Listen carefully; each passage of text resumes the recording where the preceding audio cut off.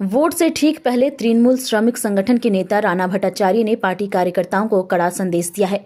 वर्धमान उत्तर विधानसभा क्षेत्र में तृणमूल उम्मीदवार निशीथ कुमार मालिक के समर्थन में आयोजित कार्यकर्ता सम्मेलन में उनके बयान को केंद्र कर इस विषय पर चर्चा हो रही है। पूर्व वर्धमान जिले के वर्धमान उत्तर विधानसभा के बाधा वन नंबर क्षेत्र में आयोजित उस सभा में राणा भट्टाचार्य साफ साफ साल भर तृणमूल के लिए काम करेंगे और चुनाव के लिए सभी उम्मीदवार हारेंगे, यह स्वीकार नहीं। उन्होंने चेतावनी देते हुए कहा कि अगर नतीजे के बाद किसी बूथ में हमारे उम्मीदवार को हार देखी जाती है तो 24 घंटे के भीतर उस बूथ के अध्यक्ष या जिम्मेदार नेता को इस्तीफा देना होगा।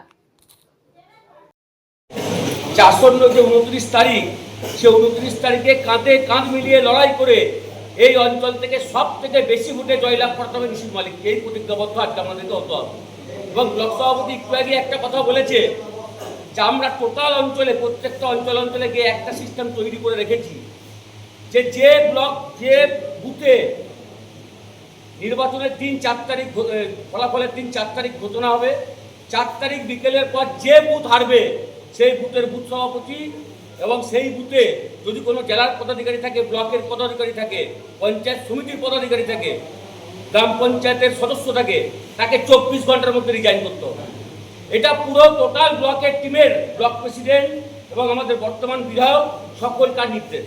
তার কারণ 5 বছর দলকে নিয়ে ভাঙিয়ে করব, সব কিছু করব, সম্মান নেব, দলকে নিয়ে চারিদিকে যাব, দলের জন্য আজকে প্রতিষ্ঠিত হব, কিন্তু রেজাল্টের সময় দেখবো দল হেরে গেছে, সে কেস কিন্তু আমরা মেনে কেউ নেবো না।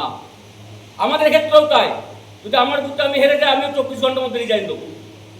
যদি আমার ব্লক সভাপতি নিজে বলেছেন তার সেও যদি হেরে যায় 24 ঘন্টার মধ্যে রিজাইন দেবে।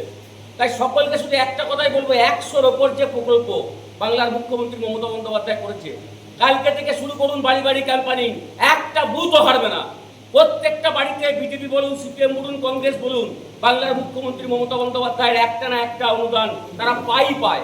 তাই সেগুলোকে গিয়ে তুলে ধরুন আর সকল নেতৃত্ব এলাকায় এই 1 মাসের জন্য ভদ্র ব্যবহার করুন, দেখবেন এই অঞ্চলের একটা বুথও হারবে না।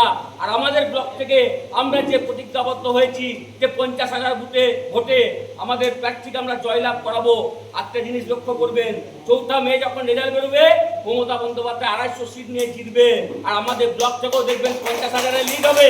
কিন্তু আপনাদের যদি কোনো একটা বুথ হেরে যায় তখন আপনার মনটা ভরাক্রান্ত হবে। সেই দিনটি যেন না আসে।